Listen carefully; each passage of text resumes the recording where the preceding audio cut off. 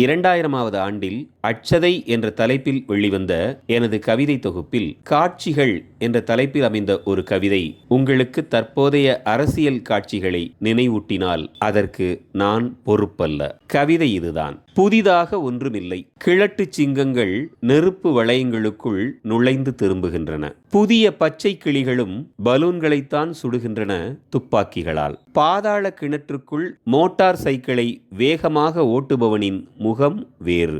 இந்த பாரிலிருந்து அந்த பாருக்கு மாறும் ஆண்களும் பெண்களும் கூட புதியவர்கள். கைகளையே வளையமாக்கி நுழைந்து வெளியேறுகிற 6 வயது சிறுமிக்கு தெரியும், இப்போது பார் விளையாடும் அவள் அக்காவும் இதைத்தான் முன்பு செய்து கொண்டிருந்தது.